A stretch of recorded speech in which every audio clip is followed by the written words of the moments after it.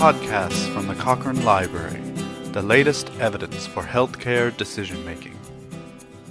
Hello, I'm John Hilton, a senior editor at Cochrane. There are many Cochrane reviews of ways to help smokers to quit. One of these, on research into interventions that might help in reducing any subsequent weight gain, was updated in October 2021. Annika Theodoulou from the University of Oxford in the UK worked on the update and tells us what they found in this podcast. Quitting smoking is one of the best things that smokers can do to improve their health, but many people who stop smoking gain weight. This can discourage some people from making a quit attempt and risks offsetting some, but not all, of the health advantages of quitting smoking. So it's important to identify effective ways to prevent this weight gain. When this review was last updated in 2012, the authors found insufficient evidence to recommend any one type of intervention targeting post-cessation weight gain. Since then, considerably more research has become available and new smoking cessation treatments have come to market, prompting the need for this update, which involves searching the literature up to October 2020. This review is broken down into two parts.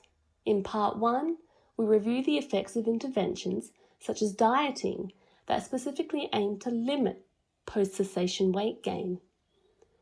We were interested in weight change at any follow-up time point, smoking cessation at 6 months or more after quit day, and whether there were adverse events following any pharmacotherapy interventions. In part 2, we review the effects of interventions designed to aid smoking cessation that might also affect post-cessation weight gain, such as antidepressant medication, at any follow-up time point. For part 1, we have added 21 studies and now include 37 studies on specific programs for weight control, reporting on more than 11,500 people trying to stop smoking. And although some behavioural interventions suggested benefit, certainty in the evidence was limited across all comparisons.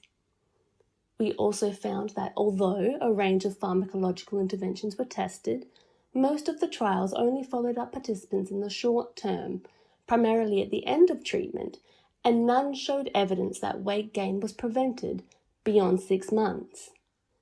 In part 2, we added 27 studies, bringing us to 83 completed randomized trials, reporting on more than 46,000 people.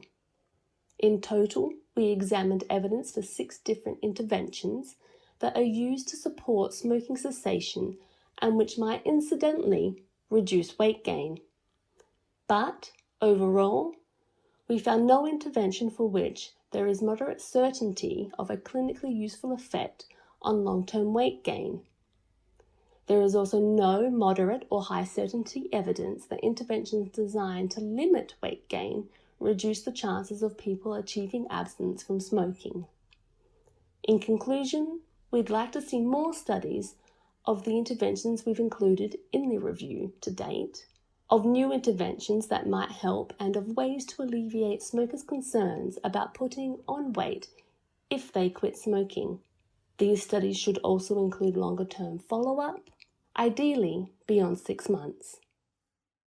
If you'd like to find out more about the interventions included in the review and the certainty of evidence for these, the review and future updates of it can be found online at cochranelibrary.com with a search for Preventing Weight Gain After Quitting Smoking.